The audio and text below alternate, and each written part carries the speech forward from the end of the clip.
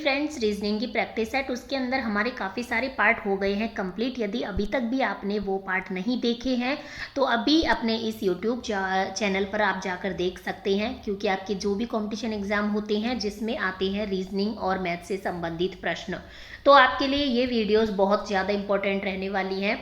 चलिएगा, हम शुरू करते हैं। आज का हमारा क्वेश्चन नंबर 1 पहले आप खुद सॉल्व कीजिएगा, देन आप हमारा सॉल्यूशन देखिएगा। चलिएगा, क्वेश्चन नंबर 1 देखते हैं। नीचे दिए गए प्रश्न में संबंधित शब्द को चुनिए। देखिएगा, ऑक्सीजन का श्वास से जो संबंध है वो ऑप्शन में किसका किससे होगा।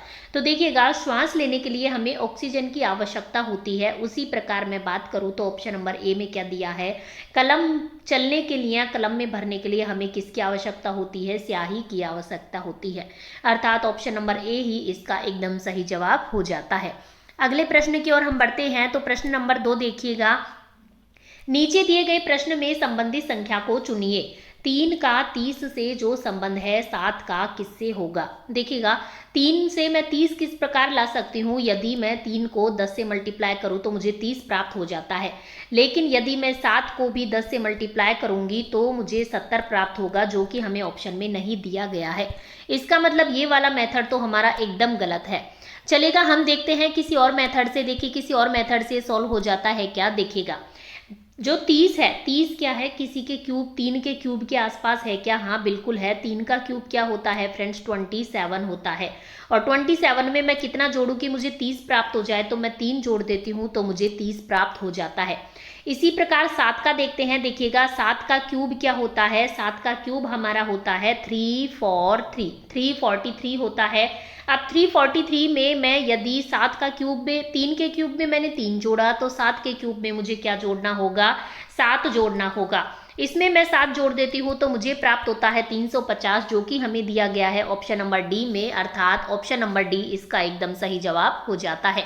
अगले प्रश्न की ओर मैं बढ़ती हूँ। देखिएगा, लुप्त संख्या ज्ञात करें। अगला प्रश्न क्या कहता है, हमें लुप्त संख्या ज्ञात करनी है। देखिएगा, 2, 4, 5 से 14 किस प्रकार आएगा। दूसरे स्तंभ में देखिएगा, 3, 6, 3 से 15 किस प्रकार आएगा। उसी मेथड, उसी प्रोसेस से 3, 4, 7 से यहाँ पर कौन सी संख्या आने वाली है। तो देखिएगा, सर्वप्रथम हमें 14 ज्ञात लाना होगा। फर्स्ट स्तंभ को हम सॉल्व करते हैं। तो देखिएगा, 2 गुणा 5 कर दूं, 2 गुणा 5 करती हूँ तो मुझे कितना प्राप्त होता है, 5 दूनी 10 प्राप्त होता है।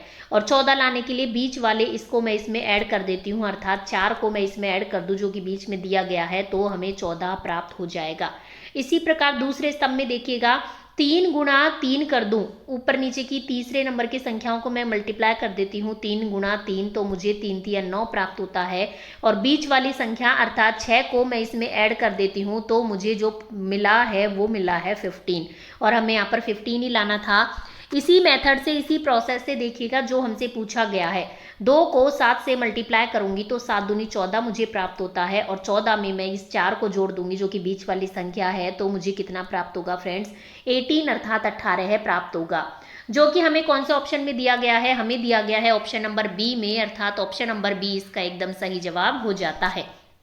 चलिएगा, अगले प्रश्न की ओर मैं बढ़ती हूँ। तो देखिएगा, एम पी का पुत्र है, क्यू ओ की पोत्री है, जो कि पी का पति है, तो एम का ओ से क्या संबंध है। ब्लड रिलेशन से संबंधित ये प्रश्न है, बहुत ही इंपॉर्टेंट फैक्ट है। हर कंपटीशन एग्जाम जिसमें रीजनिंग से संबंधित प्रश्न आते हो और ब्लड रिलेशन टॉपिक में दिया गया हो। तो देखिएगा, एम पी का पुत्र है, तो एम क्या है, पुत्र है, तो एम को हम नीचे रखेंगे क्योंकि पी का पुत्र है तो एक पीढ़ी नीचे हो गया।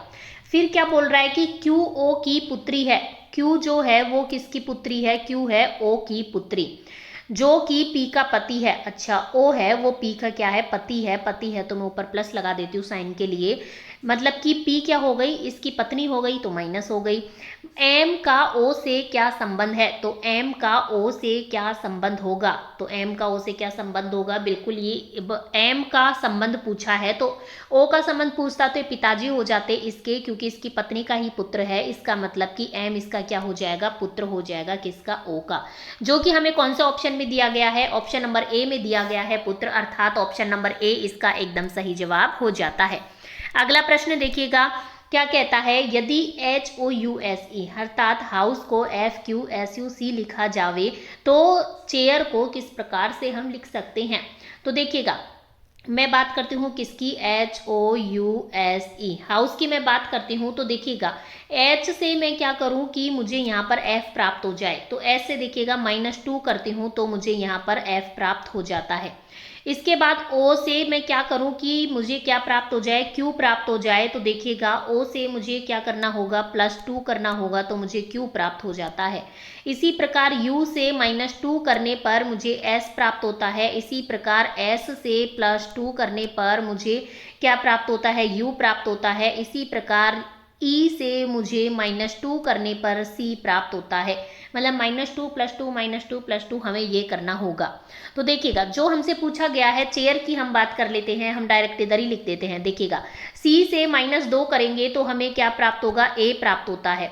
H से +2 करेंगे तो मुझे J प्राप्त होता है। A से यदि -2 करती हूँ तो मुझे Y प्राप्त होता है, उल्टा चला जाएगा, A से -2 करने पर ZY, ठीक है। I से +2 करूंगी तो K प्राप्त होगा, और R से मैं क्या करूँ -2 तो मुझे P प्राप्त होता है। AJYKP जो कि हमें दिया गया है ऑप्शन नंबर डी में, अर्थात ऑप्शन नंबर डी इसका एकदम सही जवाब हो जाता है। चलिएगा अगले प्रश्न की ओर हम बढ़ते हैं। अगला प्रश्न देखिएगा, मेज कुर्सी फर्नीचर, इनको हमें वेन आरेख के द्वारा प्रदर्शित करना है। तो देखिएगा ये हमारा पूरा फर्नीचर होता है, इसी के अंदर मेज और इसी के अंदर कुर्सियां आती हैं। तो इसका इस प्रकार का जो वेन आरेख हमें दिया गया है ऑप्शन नंबर बी में दिया गया है, अर्थात ऑप्शन नंबर बी इसका एकदम सही जवाब हो जाता है। अगले प्रश्न की ओर हम बढ़ते हैं। देखिएगा कथन और निष्कर्ष से संबंधित ये प्रश्न है। देखिएगा कुछ पेन गिलास हैं, ये हमने क्या बना लिए, पेन बना लिए। कुछ पेन क्या है, गिलास है, ये हमने गिलास बना लिए, ठीक है, ये हमने बना लिए गिलास। इसके बाद है सभी गिलास दीवार हैं, और सभी गिलास दीवार हैं तो ये हमने पूरी दीवार बना ली कि सभी गिलास तो क्या है, दीवार हैं। तो निष्कर्ष देखिएगा हमसे निष्कर्ष क्या पूछता है कि कुछ दीवार पेन है क्या, कुछ दीवार पेन है क्या, कुछ दीवार पेन है क्या, बिल्कुल है, तो निष्कर्ष फर्स्ट सही हो जाएगा। सेकंड निष्कर्ष हमसे क्या पूछता है, कुछ दीवार गिलास है क्या, कुछ दीवार गिलास है क्या, बिल्कुल हो जाएगा, तो ऑप्शन निष्कर्ष सेकंड भी सही हो जाएगा। अर्थात निष्कर्ष फर्स्ट और सेकंड दोनों सही हैं। इसका मतलब जो कि हमें दिया गया है सी में कि दोनों ही निष्कर्ष सही हैं, अर्थात ऑप्शन नंबर सी इसका एकदम सही जवाब हो जाता है। अगले प्रश्न की ओर हम बढ़ते हैं। उस विकल्प का चयन करें जो दी गई चित्र श्रृंखला में प्रश्न चिन्ह को प्रतिस्थापित कर सकता है। तो देखिएगा यदि मैं बात करूं तो देखिएगा इसमें कितनी रेखाएं हैं, 1 2 3 रेखाएं हैं, और दूसरे में मैं पहुंचती हूँ तो 1 2 3 रेखाएं हैं, इसमें 1 2 3 रेखाएं हैं। इसका मतलब क्वेश्चन मार्क पर जो आकृति आएगी उसमें भी ऑब्वियसली कितनी रेखा होंगी, 3 रेखा होंगी। तो देखिएगा ऑप्शन नंबर ए में कितनी रेखा दी गई है, 1 2 3, इसमें 3 रेखाएं, इसका मतलब ए इसका सही जवाब हो जाएगा जो कि ऑप्शन नंबर डी में हमें दिया गया है। बाकी के में देखिएगा 1 2 3 4 5, इसमें 5 रेखाएं हैं। इसमें सी में 1 2 3 4 5 6 रेखाएं हैं। डी में 1 2 3 4 4 रेखाएं हैं। मतलब कि 3 रेखा तो केवल ऑप्शन नंबर ए में है जो कि हमें डी में दिया गया है, अर्थात डी ऑप्शन इसका एकदम सही जवाब हो जाता है। अगले प्रश्न की ओर मैं बढ़ती हूँ। तो देखिएगा नीचे दिए गए श्रृंखला को पूरा करें। 192 से 186 लाना है, फिर उससे 180, फिर 174, उसी मेथड से यहाँ पर क्या आएगा, देन 162 आ जाएगा।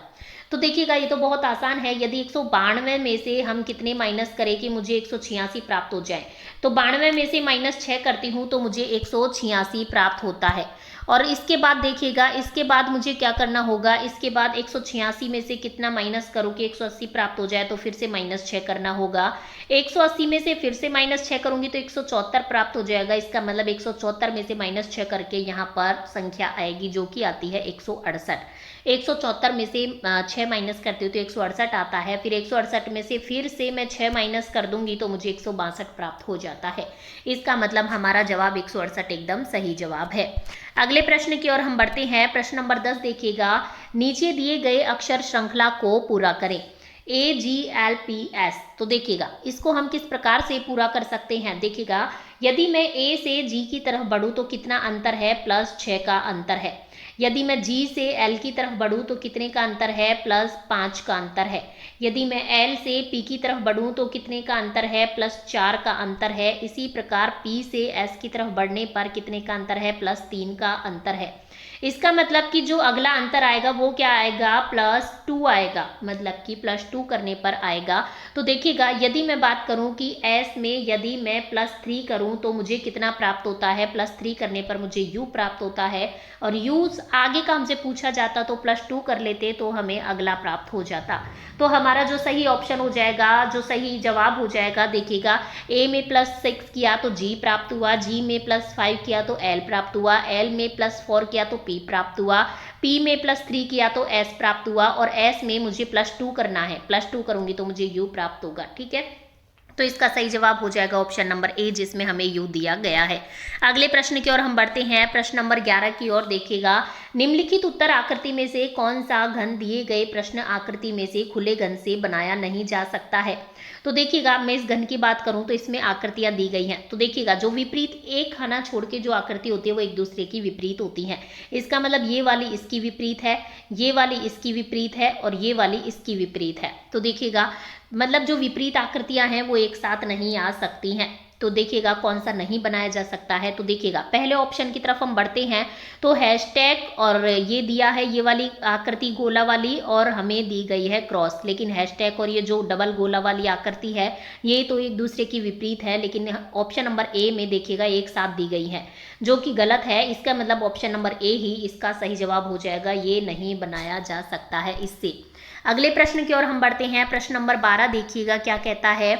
यदि b बराबर 8 है, l बराबर 7 है, o बराबर 5, c बराबर 9, k बराबर 4 तो दिए गए योग का प्रयोग करके लुप्त अक्षर ज्ञात करें। तो देखिएगा यदि मैं बात करूं L का मतलब क्या है, 7, तो मैंने लिख दिया है 7, L का मतलब 7 है। ठीक है, उसके बाद देखिएगा हमें क्वेश्चन मार्क दिया गया है, हम भी क्वेश्चन मार्क कर देते हैं। यहाँ पर क्वेश्चन मार्क की जगह मान लिया कि मैंने x है, प्लस k की जगह कितना दिया गया है, k की जगह 4 दिया गया है जो कि 3 बार है, तो +4 +4 +4। ठीक है, चाहे तो हम 4 या 12 करके इस तरीके से भी जोड़ सकते थे।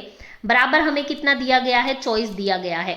तो अब देखिएगा x बराबर क्या हो जाएगा, 24 में से इन सभी को ऐड करके हम घटा देंगे तो 7 + 4 + 4 + 4 करती हूँ तो कितना आता है, 19 आता है।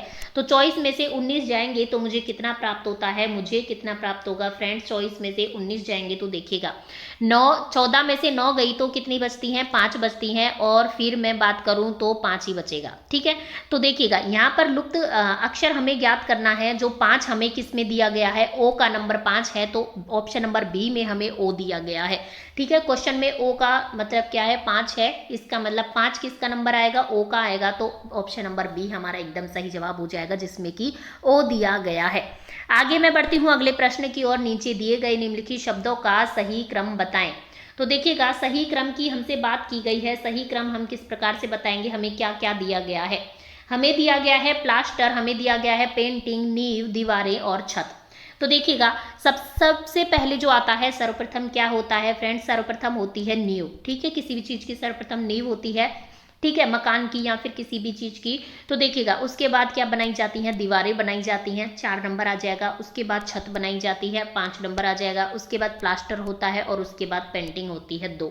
3 4 5 1 2 जो कि ऑप्शन नंबर डी में दिया गया है, अर्थात ऑप्शन नंबर डी इसका एकदम सही जवाब हो जाता है। अगले प्रश्न की ओर हम बढ़ते हैं। नीचे दिए गए प्रश्न में संबंधित अक्षरों को चुनिए। BUT से TUB किस प्रकार से ला सकते हैं। देखिएगा तो बहुत आसान है। B को हमने उठाकर लास्ट में रख दिया, U बीच में ऐसे कैसे, और T को हमने शुरू में रख दिया। इसी प्रकार देखिएगा इनको भी हम इसी तरीके से क्रॉस कर देंगे। T को हम शुरू में रख देंगे, N को हम लास्ट में रख देंगे, और E ऐसे कैसे, तो TEN 10 इससे बन जाता है, जो कि ऑप्शन नंबर सी में हमें दिया गया है। अगले प्रश्न की ओर हम बढ़ते हैं। तो देखिएगा विषम संख्या की हमें पहचान करनी है।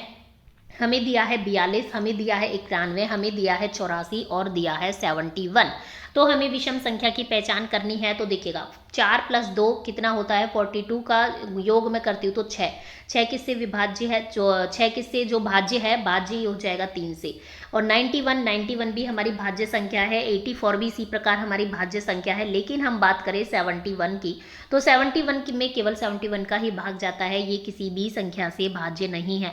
अर्थात जो हमारी 71 संख्या है ये क्या है फ्रेंड्स, अभाज्य संख्या है, और बाकी की तीनों क्या है, भाज्य संख्या है। इसका मतलब क्या हो जाएगा, ऑप्शन नंबर डी इसका सही जवाब हो जाएगा, क्योंकि हमसे विषम संख्या की इसमें पहचान करनी थी, तो बाकी तीनों से ये एकदम विषम है। इसका मतलब ऑप्शन नंबर डी एकदम सही जवाब इसका हो जाता है। तो चलेगा फ्रेंड्स, हमारे होते हैं 15 प्रश्न कंप्लीट। यदि आपको भी ये प्रश्न समझ में आए हों, इसी प्रकार के प्रश्न आप और चाहते हैं, तो वीडियो को लाइक कर सकते हैं, चैनल को भी आप सब्सक्राइब कर सकते हैं, ज़्यादा से ज़्यादा लोगों को शेयर कीजिएगा ताकि और लोगों को भी इसका लाभ मिल सके। हम मिलते हैं आपको नेक्स्ट वीडियो में, और यदि किसी भी प्रश्न में आपको कोई समस्या हो तो आप कमेंट बॉक्स में पूछ भी सकते हैं, चाहे वो मैथ से संबंधित हो, चाहे रीजनिंग से संबंधित कोई भी प्रश्न हो। हम मिलते हैं नेक्स्ट वीडियो में। धन्यवाद फ्रेंड्स, राधे कृष्णा।